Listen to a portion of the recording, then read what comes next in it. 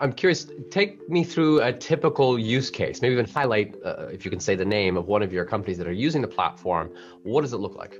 Yeah, sure. So I'll give you a lot of examples, but typically a user will show up at the platform with a conception of some application they need to solve. Typically, those applications involve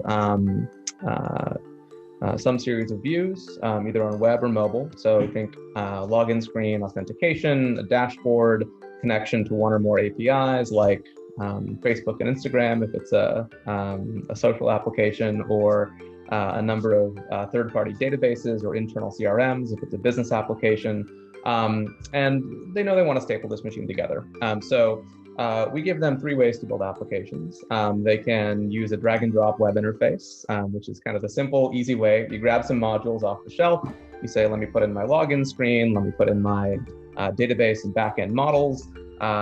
Click go, and the system will pull all the pieces that you need, staple them together, and publish it out. That's kind of the basic way that we started building applications.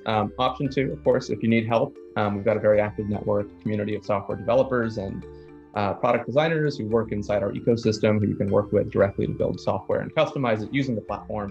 But then third and most interesting is the newest way, which is language-based. You describe what you need in natural language. Our system parses what you are talking about and then matches that up automatically against the right code. So hold on a second. You're basically saying you dictate to it. You say, this is the type of application I want, and suddenly it builds it for you. Yeah, that's the idea. So yeah, this is the most bleeding edge kind of experimental route into the product today, and we're really excited about it. It uses GPT-3, which is OpenAI's new AI-based method for language processing. It works mostly as described, right? So if you don't want to use any of the off-the-shelf parts, no problem. You can, you don't want to drag it together yourself. You can type in something like, give me a login screen with a password reset workflow and a email-based sign up, and describe the layout. And you can put it in any sort of variation of that.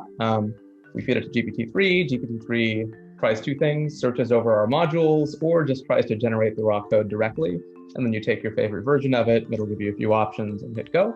And there you go. You've got a working login screen. So those kind of workflows end up becoming a new way to build software.